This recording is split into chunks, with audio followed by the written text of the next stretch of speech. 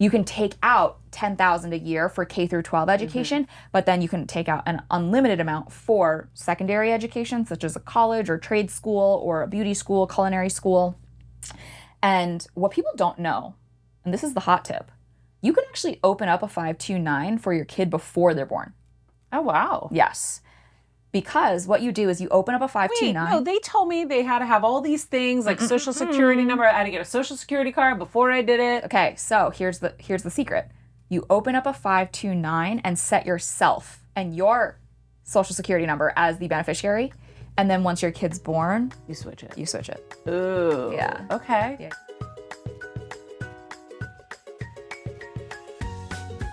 Hi friends, welcome back to part 2 of my conversation with Vivian. Today we're going to be chatting all about how to become the first millionaire in your family, creative ways to set up your children to become millionaires while they're growing up and letting that money just pile up and compound, and you're going to learn all about compounding. And we're breaking down the pros and cons of the different types of life insurances. Enjoy. In this part, we're going to talk about how to become the first millionaire in your family, retiring by 40, passive income streams, what they are, how to do it, how to achieve it. Yep. And maybe some essential credit cards everyone needs if we can get to all that. I love that. But Kev, what was stressing you out so much? Everything. Tell me. Tell us. Tell your rich BFF. What's so stressful, honey? Just the way my brain works. Like I'm a just put it in the savings account Yeah. person. Maybe to me, real estate is real. Yeah. So if I could buy a piece of property Uh-huh. and I can, see that value go up, or I can collect rent on it, I get that.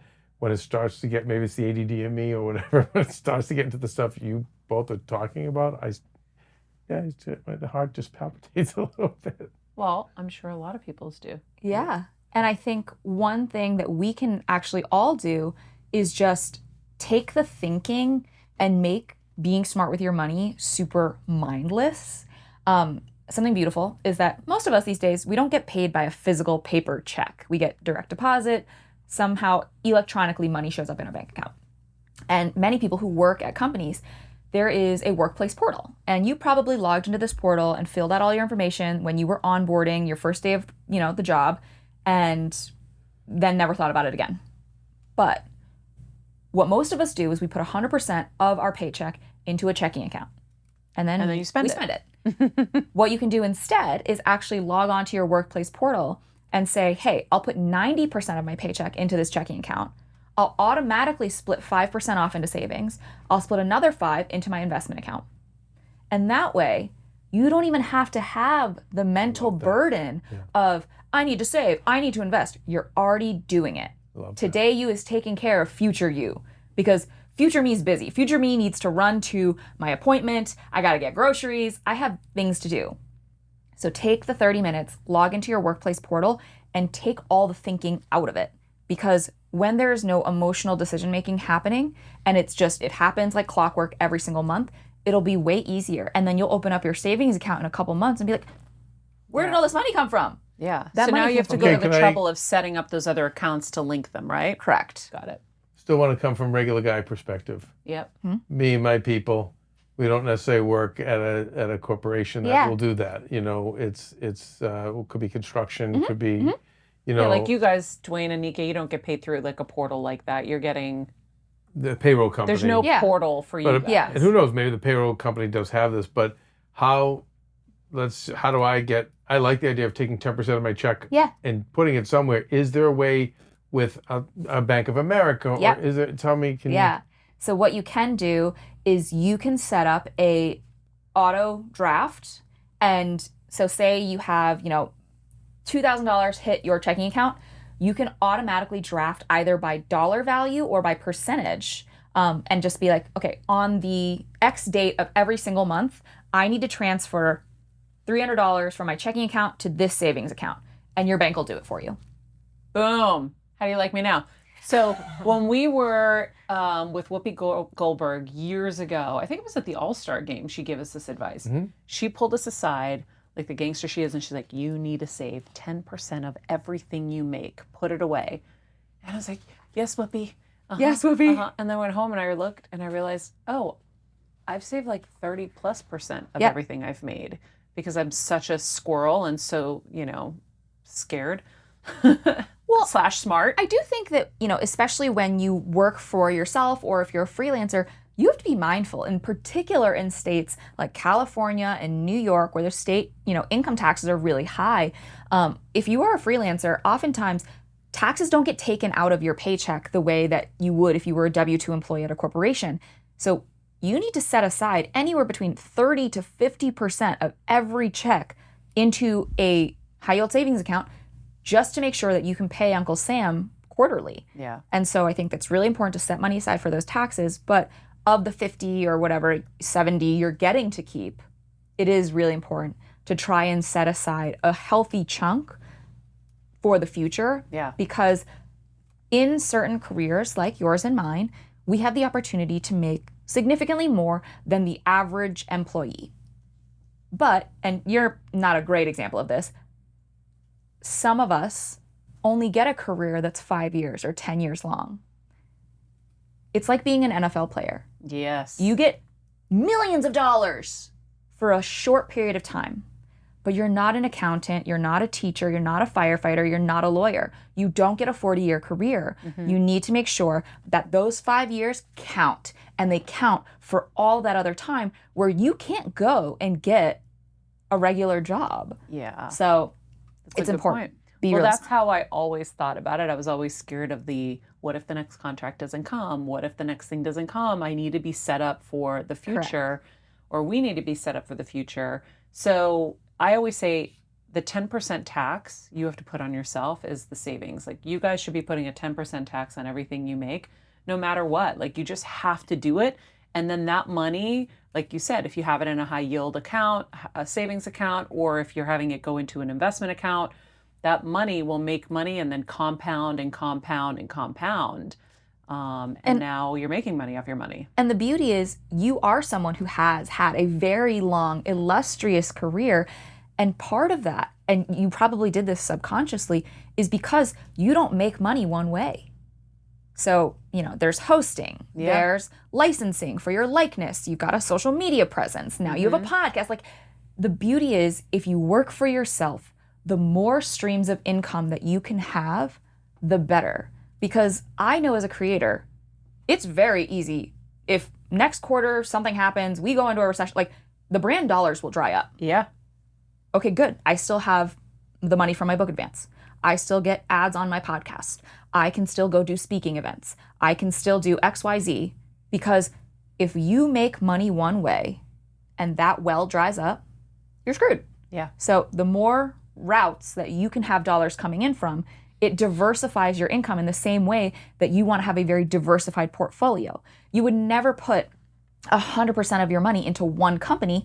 What if the company fails? What if, they're a food company and they have an E. coli outbreak, or they're a healthcare company and this fancy miracle drug doesn't work?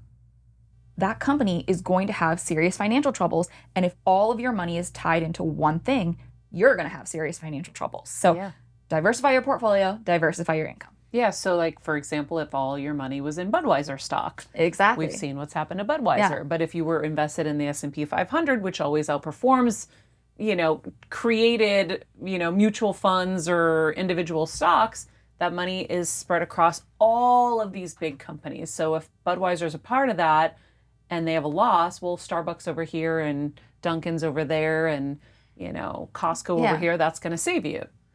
Yeah. Because that one isn't going to be such a big draw. So, okay, so then let's talk about passive passive income streams we were going to talk about. How does the average person do this? Yeah, well, the easiest way, and it's a big one we've been talking about all the time, is investing. I always say that investing is the only way that a single person can be a 2-income household. Passive means you don't have to do anything to make that money. And the beauty of investing is you do labor to make money. So either you sit at a desk and you type away all day, or you could work in construction, do something physical with your body. You're using your mind or your body to make money. But your mind and your body are both very bad money-making tools, because you can only work roughly 14 hours a day before both of those start to give out. Your money is an amazing money-making tool because it can work 24/7, no lunch break. and it doesn't need to stop ever to rest. I love her. Yes, it's true. It's true. And so at the beginning of your career, I always say, look at it like a pie graph.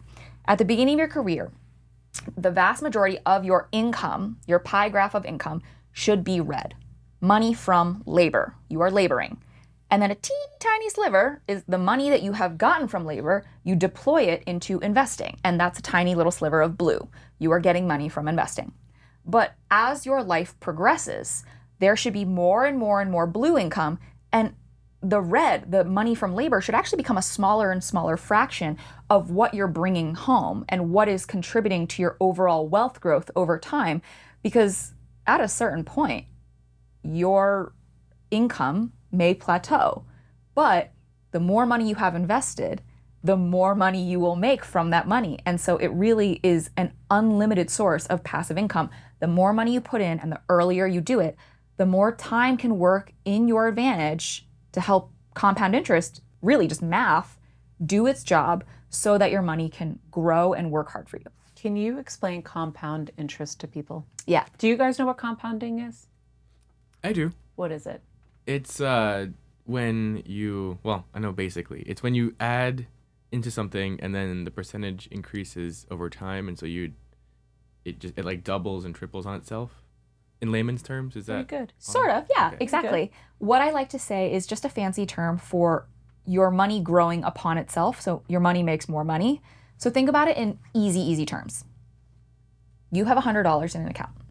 That $100 earns 10%. By the end of the year, you have $110. But the next year, if that same account earns 10%, it's not 10% on that original 100. It's 10% on that 110. So now the following year, you have $121 because you got 11 from the 110.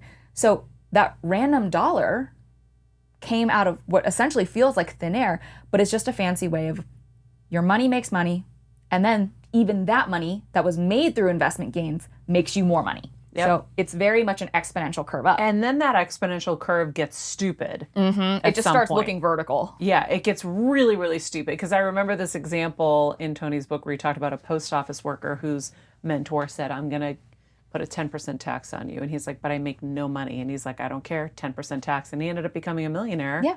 Multi-millionaire because of that exact compounding thing. Exactly. And the beauty is people always think you need to make a lot of money to be very, very wealthy. You need not to make a lot of money. You need to ideally have a lot of time, because time is the best money-making tool, because time lets that compound interest, lets that math take place. And people feel like you need to have thousands of dollars to start investing. You don't. Especially these days with fractional investing, you can buy literal fractions of shares. So you don't need to have $100. You can just have like 5. Can you do that in Bitcoin yet? You can buy parts of Bitcoins. Interesting. Yeah. I believe they're called Satoshis. Sorry. Yeah, something like that. It's like a fraction of a Bitcoin. But essentially what, it lets you do is participate in that percentage growth, even if you don't have the full amount.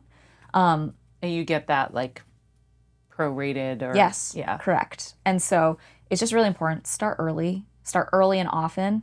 And the more you do now, frankly, the earlier you're going to be able to retire. So Dwayne, are you going to start an investment account? I started one yesterday. Look at you, Dwayne. He was prepared for me coming. I love it. And it is true, like if you start young. So now you also talk about 529 accounts for your kids. Yes. Which we did the second Athena was born, probably because I saw your videos. Maria, before we get started, let's take a break. Okay, we're going to take a quick break. When we come back, Vivian's going to teach us about 529 accounts for your kids.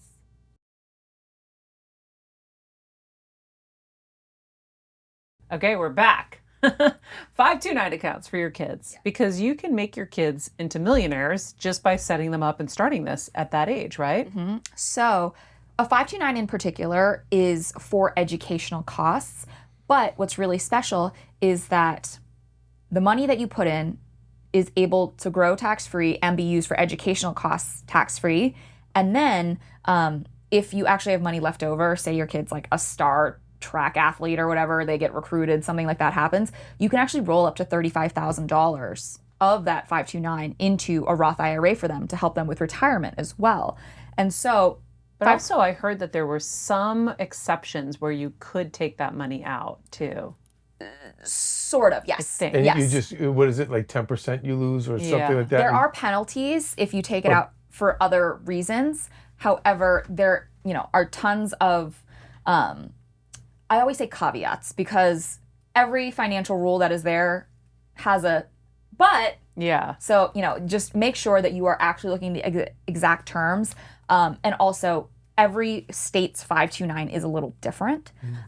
So 30-ish of the 50 states do offer a state tax benefit to having a 529, and there is no federal tax benefit. However, it's still worth doing. This essentially helps you invest and pay for educational costs. You can take out, I believe the number is up to $10,000 a year for $7,500 for K through 12.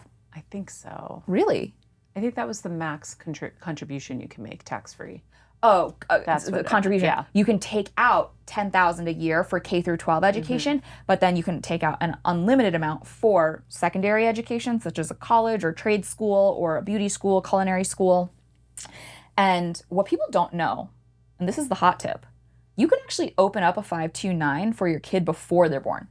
Oh, wow. Yes. Because what you do is you open up a 529. Wait, no, they told me they had to have all these things like social security number. I had to get a social security card before I did it. Okay, so here's the secret. You open up a 529 and set yourself and your social security number as the beneficiary. And then once your kid's born, you switch it. Ooh. Yeah. Okay. Yeah. Hot tip. Okay, so what is the account that makes your kids rich? I feel like there was something you can do where they can be millionaires. Like, I think it was like the custodial Roth. That one. Okay. Yeah. So I give this example. I have to make sure we actually did do this. Yeah. Will you email them and see if we did do this? I can't remember. The custodial Roth. Kevin is already having heart palpitations. Yes. Basically, a custodial Roth is just a fancy term for a Roth IRA managed by mom and dad or managed by a guardian. And I like to talk about this in terms of Kendrick Lamar, Drake beef. So I love it. Kendrick Lamar, in his They Not Like Us music video, you see his wife and his 2 kids dancing around that living room. Well, yes. Like so many child stars, let me tell you, the kids didn't do that for free. They got a talent appearance fee. Avoiding all of the technicalities of SAG, whatever, just like, these kids got paid to be there, okay? And when children have earned income, so if you're Kendrick Lamar's kid in the music video, or if you are a regular schmegular kid from tutoring, babysitting, mowing lawns, shoveling snow, and you've earned income and you have a ledger that clearly states how you earned that income, who it was from, for what tasks, you can actually open up a Roth IRA for your child and contribute those dollars into that Roth IRA on their behalf, and you are going to be able to help them have that money grow tax-free for them, and they'll be able to take it out tax-free in their retirement. And that'll be money that's free and clear theirs. And that's going to be compounding like crazy. I mean, Kendrick's kids are what, like 5? So they're starting from 5.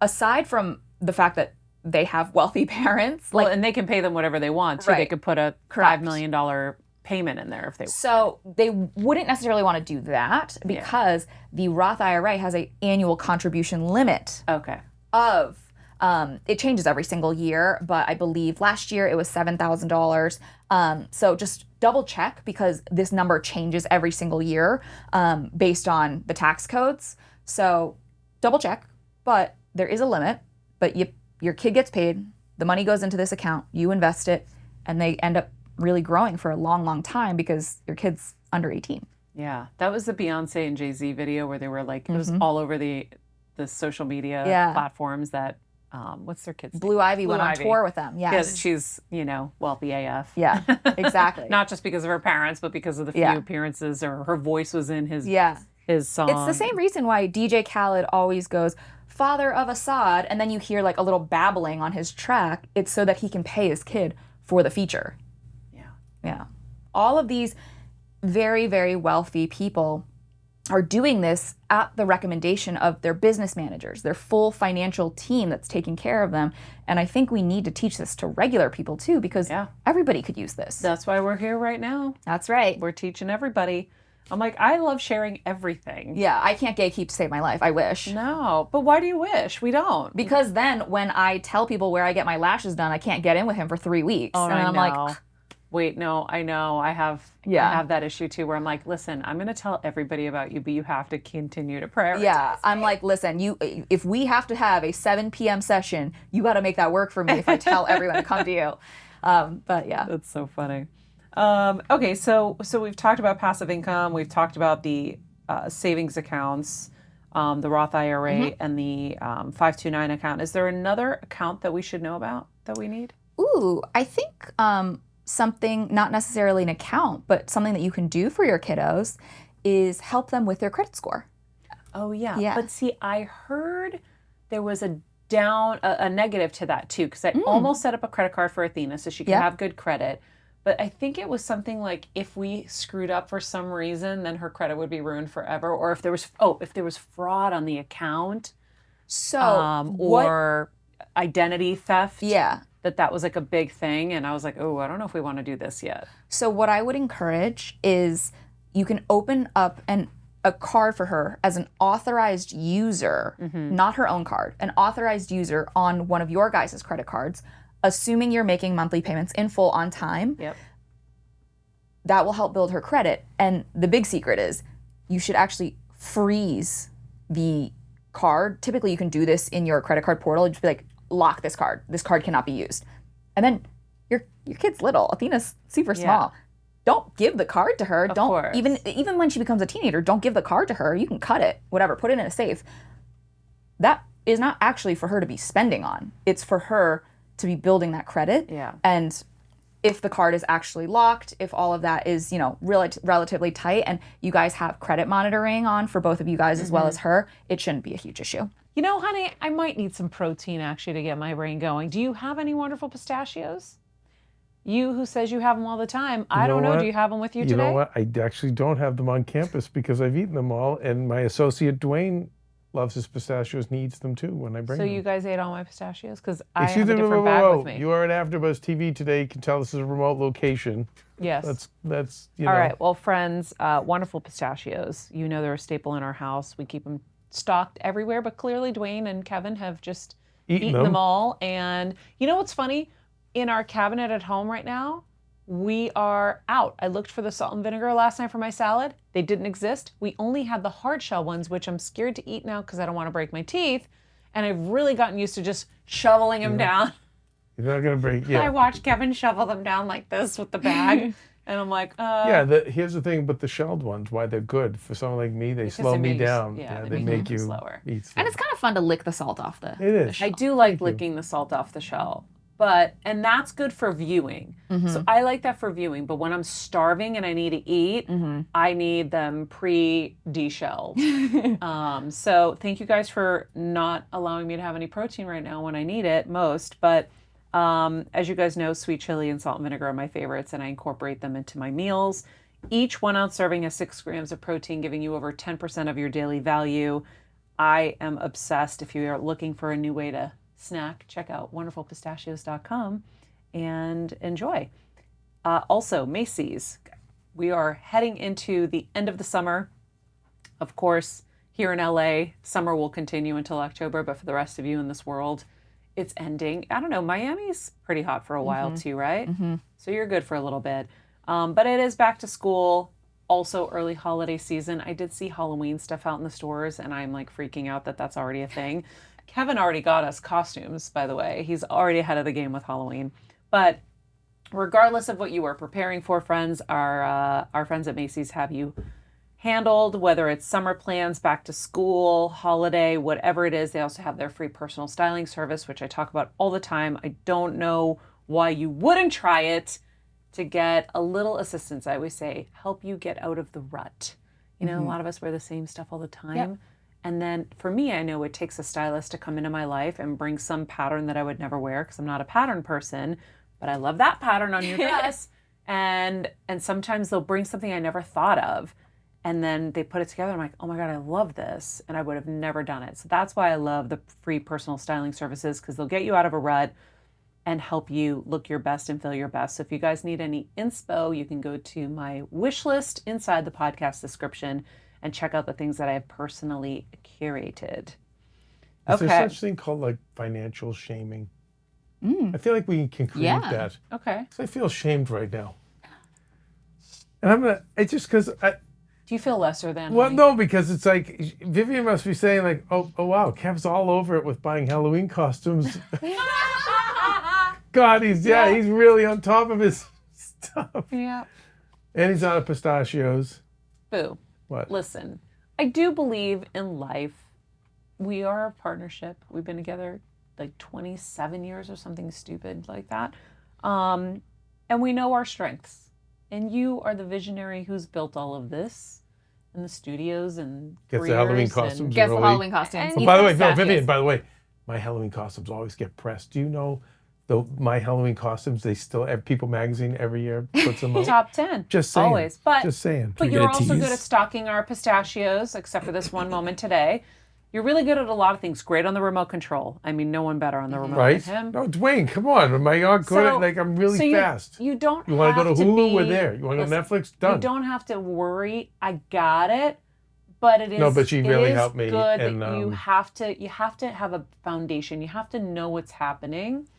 That's why when we did the safe deposit box, I put your name on it so you could go, and I've encouraged you to go and understand the process. My dad was the same way with my mother. He said, Kathy, just take it all. He just didn't care. Yeah, but look at how many crazy health scares I've had. I almost wasn't here. You would have had to learn this stuff fast. No, So I start know. learning it now so you're not slapped in the face with it later. I think, Vivian, you've created a base. I think my advice to anyone is just don't get like I am right now, where like if you go to that base, that 10%, start there, and then because having Athena, having a daughter now has made me really, and a daughter in this world makes me really think, okay, I really want to set her up. And that also comes with teaching her the responsibilities. Yeah. Like Will you be her rich BFF? Definitely. Auntie. Rich aunt. Can That's you be the right. rich auntie? Yeah, definitely. I love it. I have a question, Maria, if I may. Can you tell me your thoughts on term life insurance? Please. Okay. Ooh. Let's talk about life insurance. Term life insurance, I am a big proponent of. In particular, because if somebody relies on your income, baby Athena, it is important to make sure you have, a backup plan in case something goes wrong. The thing that we want to make sure we're not getting confused about is when we talk about life insurance, there's two roughly major types. There's term life and whole life. Term life is very simple. It's what we think about when you kick the bucket, your loved ones, family, get a little bit of money to help pay for any sort of expenses, your funeral, all of that.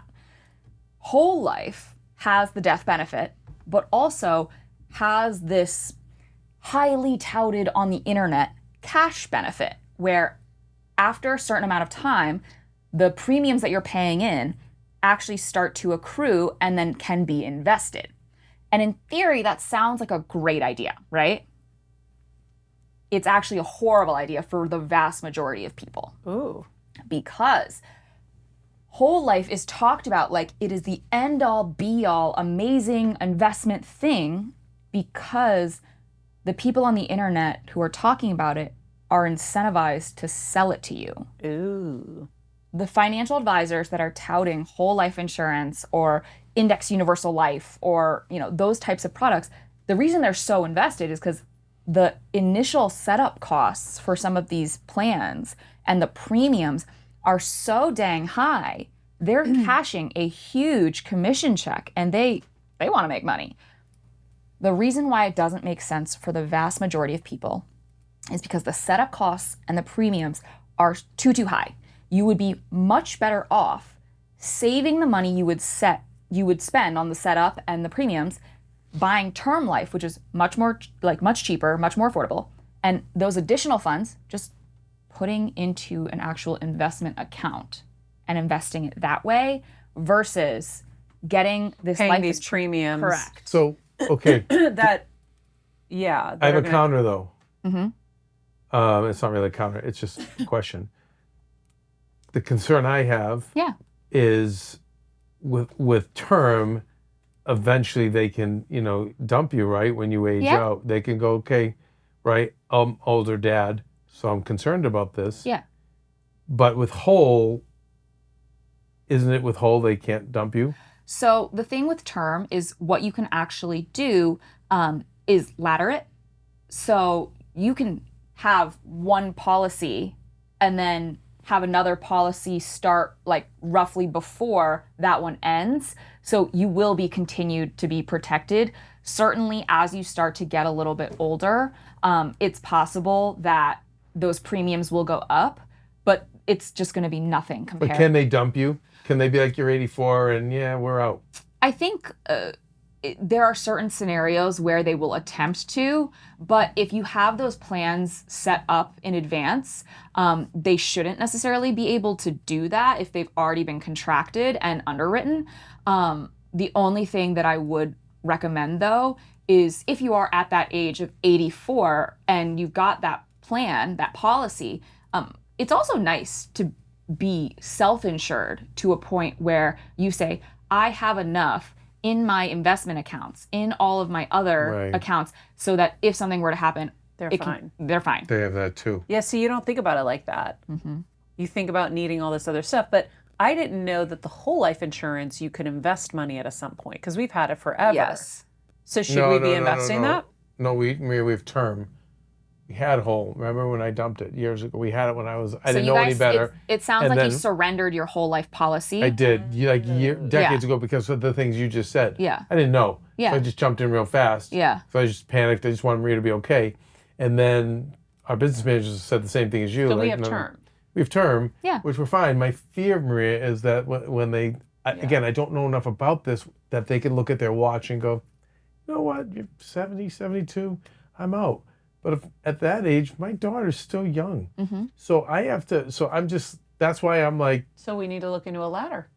Yeah. Boom. So it's another, ladder. it's another policy you're saying. Yeah. That you'll be essentially able to bridge And the gaps. do they do it in terms of like a 10-year term where I could lock them in? Yes. So the timeline is flexible. You'd want to make sure that you had a policy that had a timeline that you were comfortable with.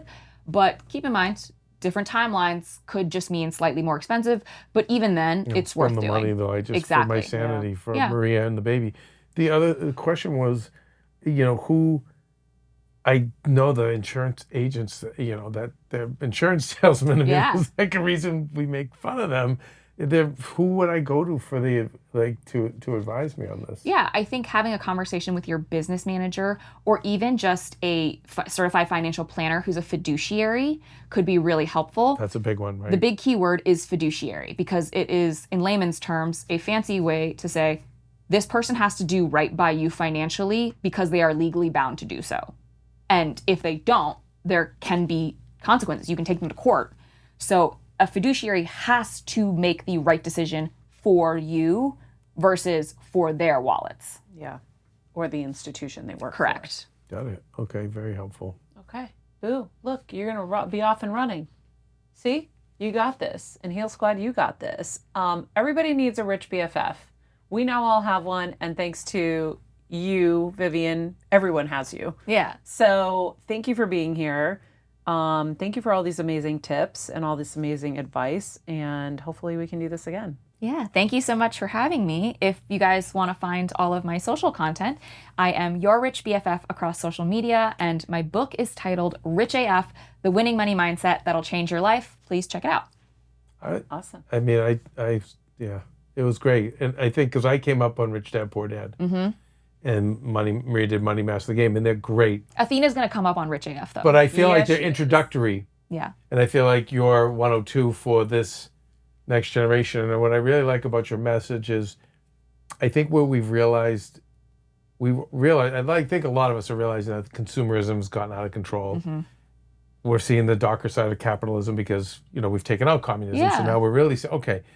But I'm always saying, don't throw the baby out with the bathwater, because money is still an important tool Correct. to have. And that's why I think it's really valuable for someone your age to be getting this message out and working, because I feel like the message that's going out there now is, you know what, capitalism bad, consumerism bad, blow it all up and just do you. Walk around with a backpack and do the van life or the stream life, or don't even do that, you know, and it doesn't make sense, and the price will be paid at 60, 65 if you're gonna, you know. Yeah. So I'm really glad that you're out there helping, you know, and spreading the message. It's important. That's it is, because I was told when I was, you know, I was told when we first got in this business that it is a tool. You know, and it doesn't come with instructions, money. Yeah. And That was my godfather. yeah. He said that green stuff doesn't have instructions on it.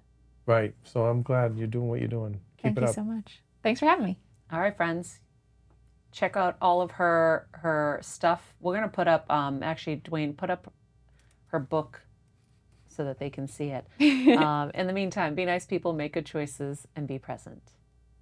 This podcast and all related content published or distributed by or on behalf of Maria Menounos or mariamenounos.com is for informational purposes only and may include information that is general in nature and that is not specific to you. Any information or opinions expressed or contained herein are not intended to serve as or replace medical advice, nor to diagnose, prescribe, or treat any disease, condition, illness, or injury, and you should consult the healthcare professional of your choice regarding all matters concerning your health, including before beginning any exercise, weight loss, or healthcare program. If you have or suspect you may have a healthcare emergency, please contact a qualified healthcare professional for treatment. Any information or opinions provided by a guest expert or host featured within website or on company's podcast are their own, not those of Maria Menounos or the company. Accordingly, Maria Menounos and the company cannot be responsible for any results or consequences or actions you may take based on information or opinions.